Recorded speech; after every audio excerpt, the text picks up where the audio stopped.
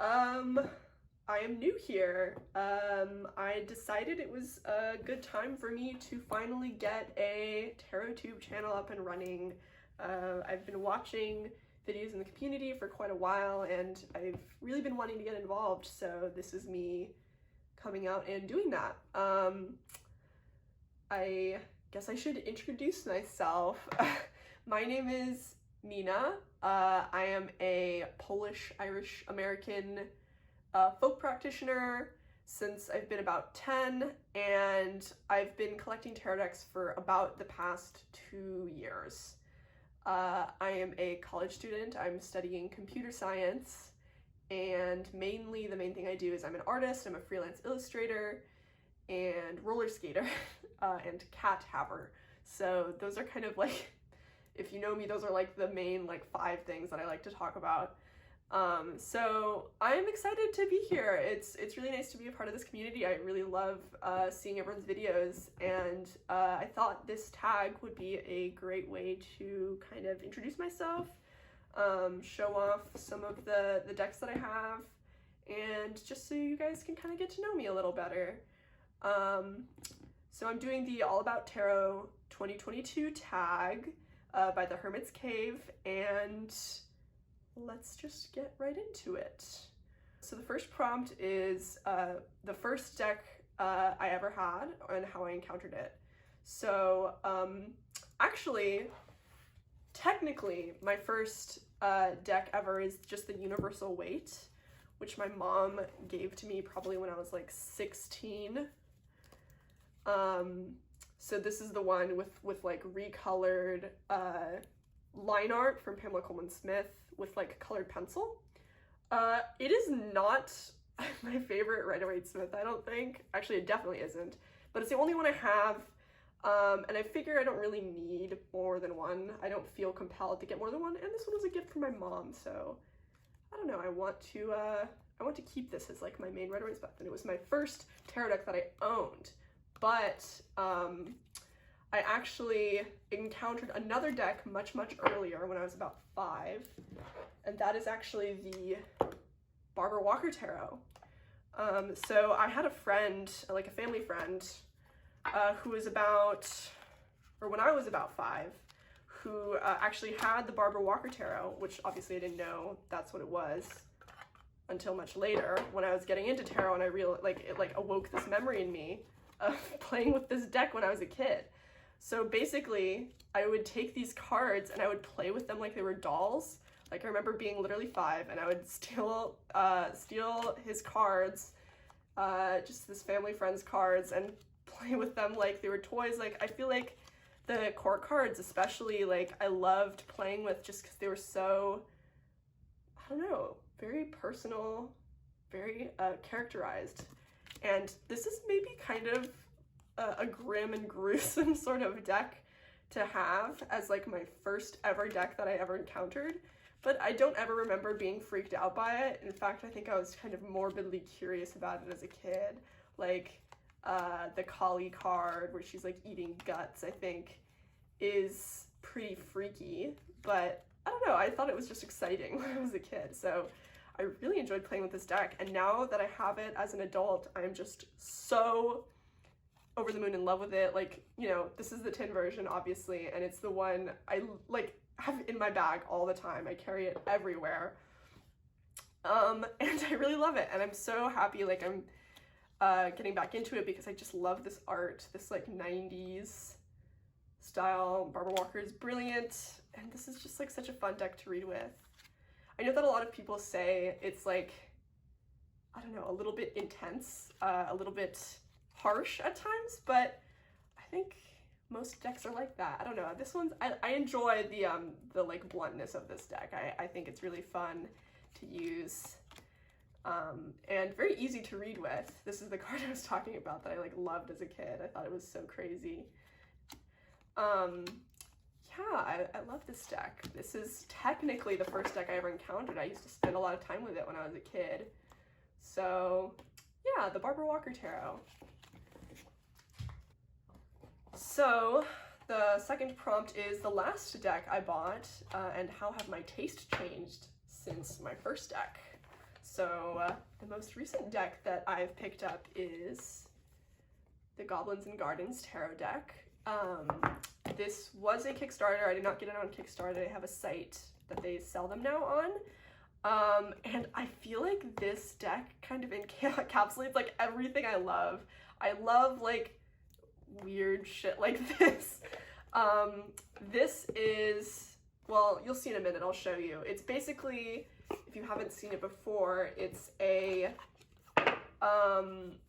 combination of like first edition Dungeons and Dragons illustrations combined with vintage gardening encyclopedias. Yes. I am obsessed with this. This has been the deck I've been reaching for so much. I got this about, I want to say 3 weeks ago, and it's my most recent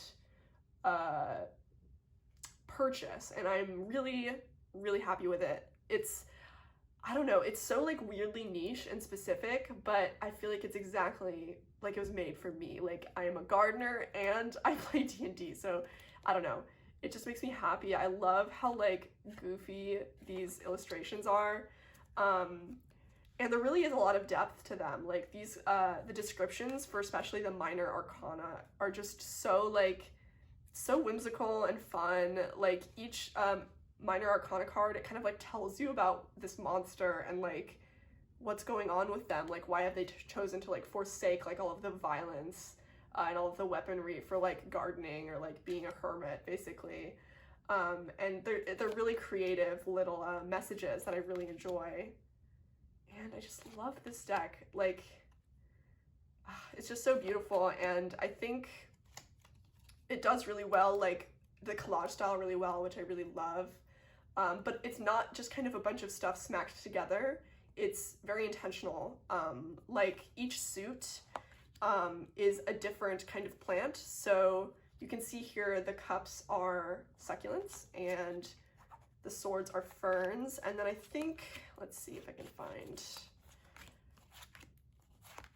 oh, and the coins are fruits. And then I forget what the wands are. They're flowers, yes. So each suit is kind of sorted in that way, but like within that, there's just a lot of really amazing like storytelling, I think, that happens here. And it's so fun and creative, and I'm just so, I'm so in love with this deck. It is so funny. Like, it doesn't take itself too seriously. Like this 3 of coins, oh my gosh. Yeah. I really like this deck.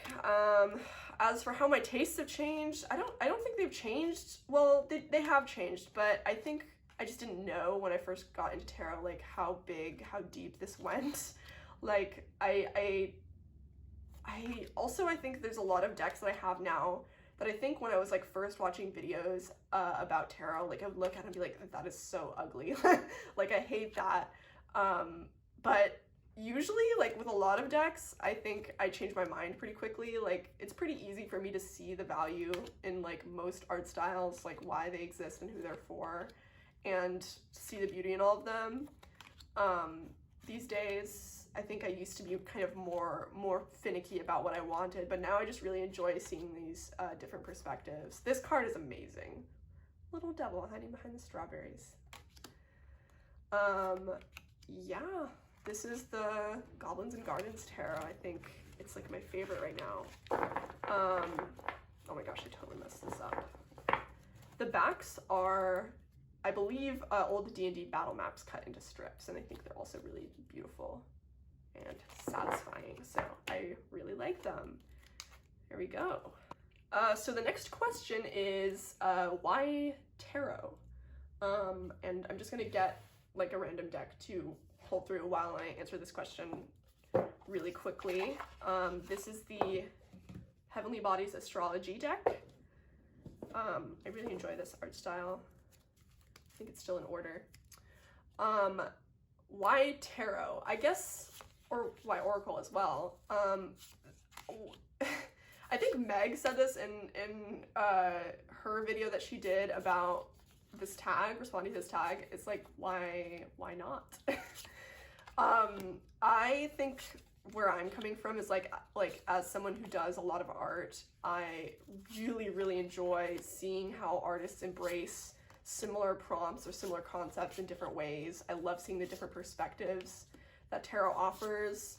And I think what the part is that's really most exciting to me is like, this is art I can interact with. Like it's something I can do things with, as opposed to like having it on my wall and looking at it, which obviously is amazing in itself, but I love being able to like play with these art pieces and kind of use my imagination in that way. It's really a fun thing.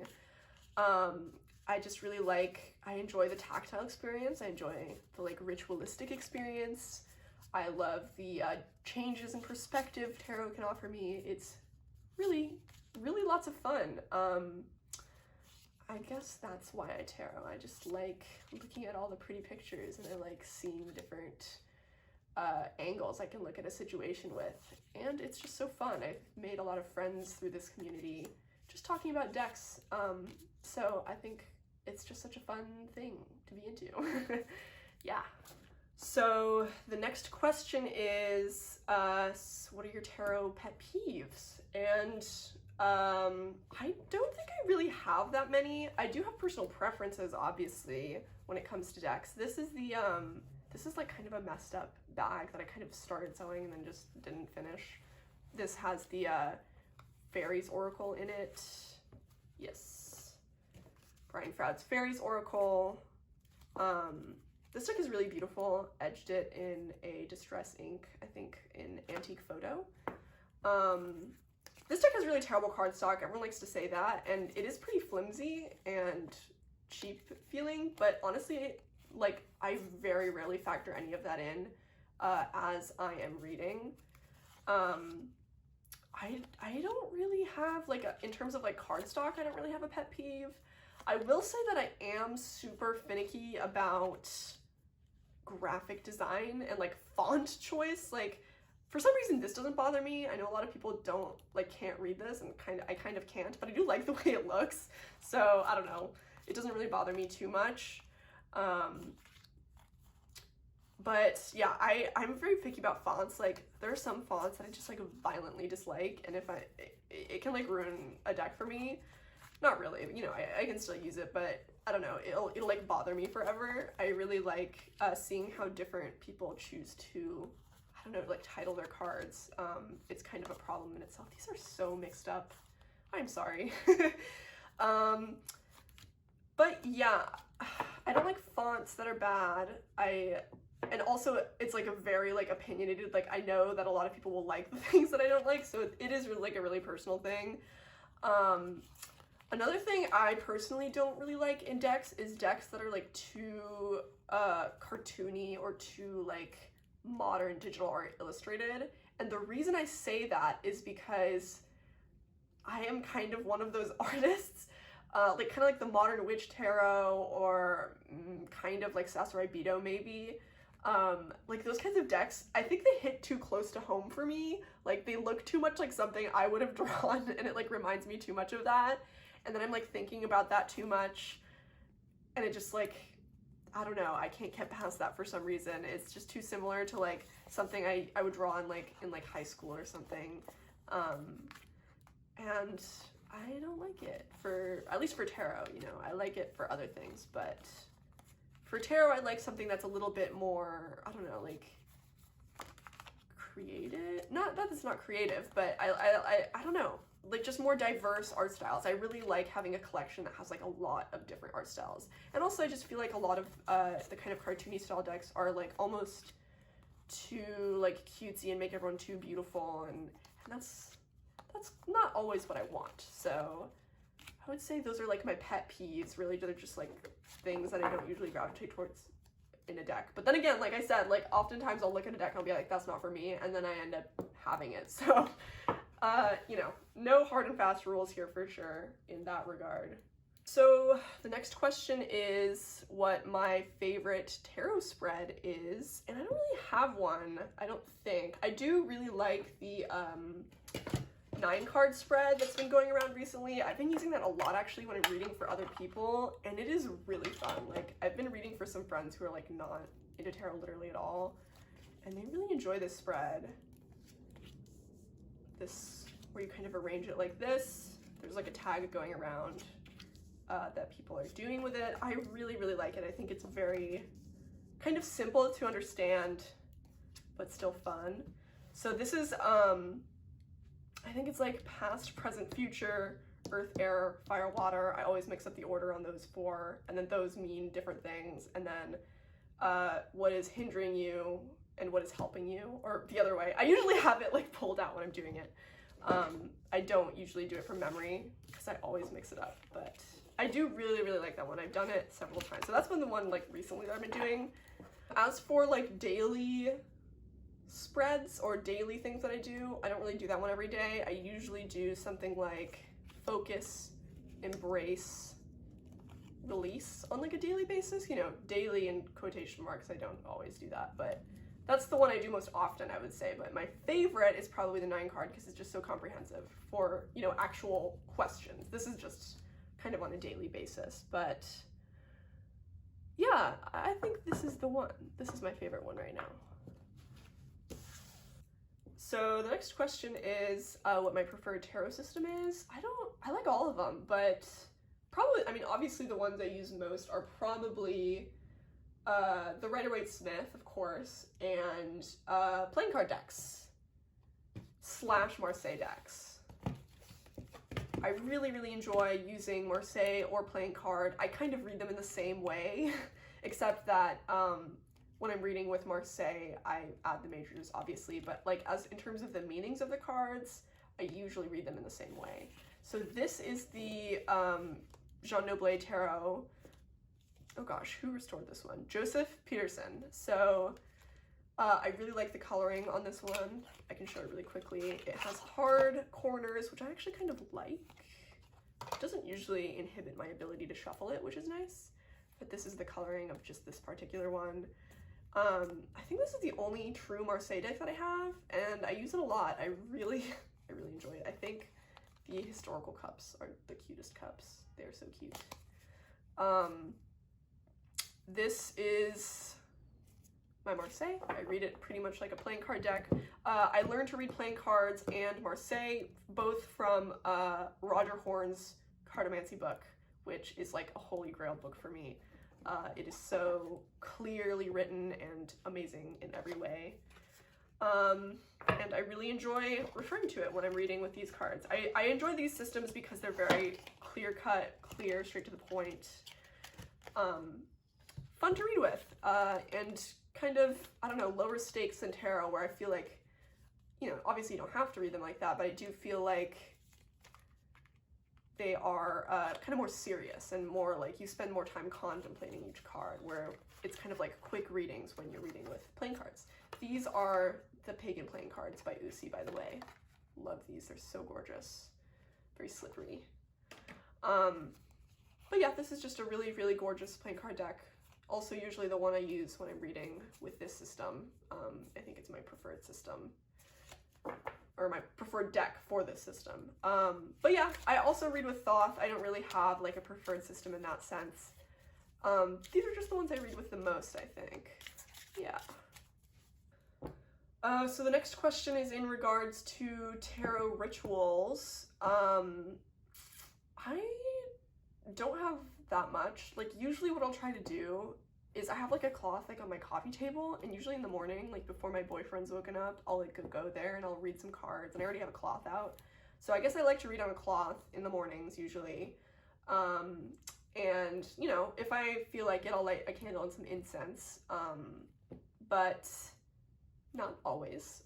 So I guess that is my tarot ritual. It's very bare bones, but I feel like it doesn't need to be more complicated than that. And in the evenings, I like to usually pull a card from an oracle deck, just like that I keep by my bedside, which is right now the Mother Mary Oracle by Alana Fairchild, which I forgot to bring out, so I'm sorry, but I'm sure you've seen it around. But that is almost every night I've been pulling that, which has been really fun. I enjoy that deck. But that is pretty much what I do on a daily basis, but you know, usually throughout the day I'll kind of be like messing around with other spreads if I feel like it or if I have the time, and I'll do that. But yes. The next question is, how do I use tarot? I kind of use it like in every way possible. I think because I have like a pretty decent amount of decks, I'm like always looking for like excuses to get them out to do something. I really just want to use them for whatever I can at any given point. There is a book of spreads that recently gave a really good suggestion, which was to basically shuffle a deck of cards and take those cards without looking at them and like draw cards and put them in random places around your house, so that as you're going around and looking at or like going about your daily stuff, you can draw a card and like flip it over as you come across it and get a message. And like that is like the kind of thing I like to do. Like I just like to have an excuse to get them out and to look at them all the time. They're really fun just to look at and play with beyond just for reading. So I really like doing exercises like that. I will see if I can link that book in the description. I forget what it's called right now, but it is on Etsy. It's fabulous. I know Meg talked about it on her channel recently also, Meg at Rose Honey Ritual. So I will link it in the description because I really, really recommend it. It's super wonderful. So the next question is what my significator card is, and I think usually for me it's the Page of Wands. This is the Nymph of Wands from the Intuitive Night Goddess Tarot. I think of the Page of Wands, well, I think we can look at this guidebook and we'll see what it says, but I think of myself as kind of someone who's just getting started with kind of everything. Like I'm just getting started, not just in regards to like this YouTube channel, but also just in my life. I'm a pretty young person, I would say. And I don't know, I think of the page as like just getting started with a lot of like motivation and creativity and inspiration and ideas that she has yet to execute in a lot of ways. Let's see what it says in here.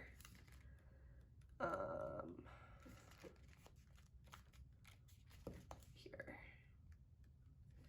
Nymph of Wands, I won't read through the whole thing, but it is about insight, exploration, originality, personal guidance in this specific deck, which I know goes its own way, but I do kind of agree with this kind of idea of the Page of Wands, I guess.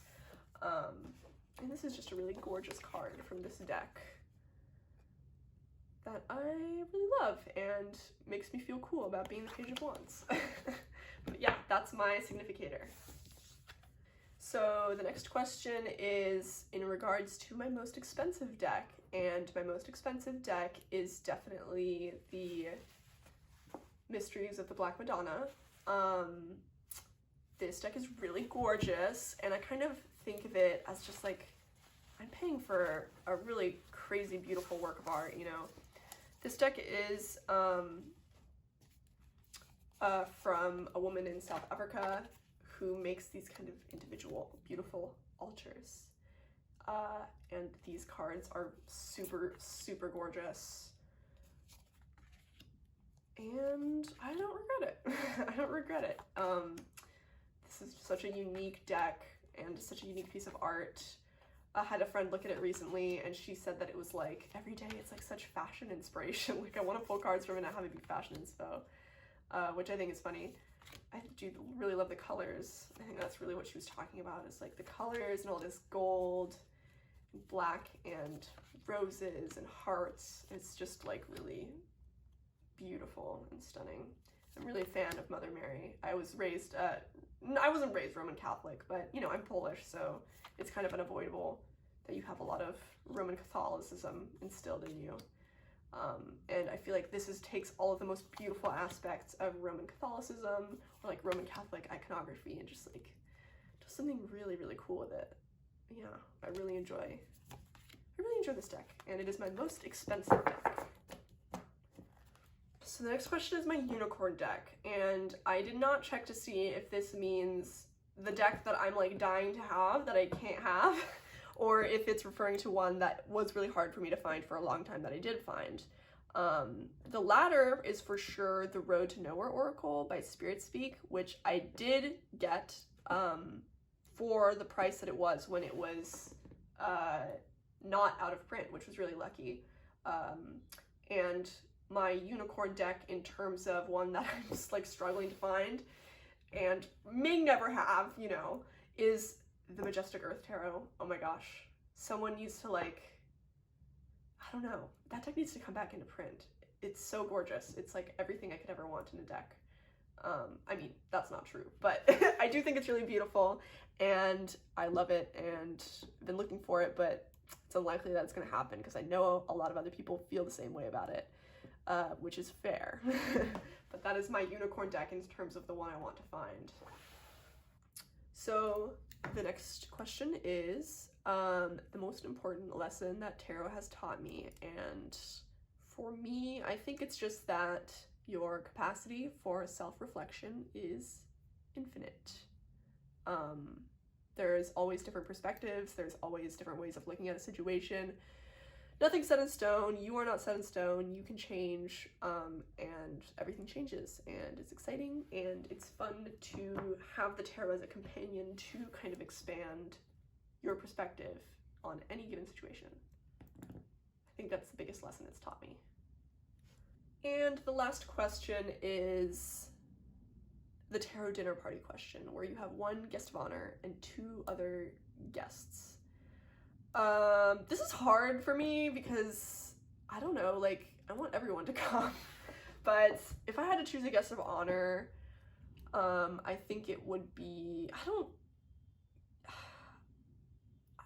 I think my guest of honor would be Annabelle Wen, because I had read other tarot books before her book Holistic Tarot came out, but I think her book was really the catalyst that kind of got me into this whole thing, and it's so brilliantly written, and she is a genius and has made so many valuable contributions, and just written so much and has so much esoteric knowledge that I would love to talk to her and I don't know, pry her brain a little bit, and I think that would be really exciting.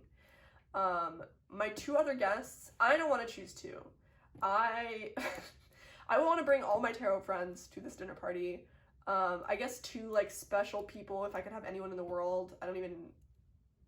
If I could choose people who like weren't just like my friends who do tarot, I guess it would be Rachel Pollack and Catomancy Tarot, just because I think the work that Janaki is doing in India is so interesting, and I love that she's like an academic looking at tarot academically through kind of an anthropological lens. I think it's really, really cool, and I would love to have her come and talk to all of us about it. And then also I'm inviting all of my tarot friends on top of that, including some people on here who I'm friends with, and that is a given for sure. They are coming to the party. There's no limit on who is coming to this dinner party. That is the All About Tarot tag. I really enjoyed making this video. I'm so excited to make some more tag responses and, I don't know, just have fun on here. It's gonna be really fun, and really excited to be a part of things, and I hope you enjoyed, and hope you have a lovely day.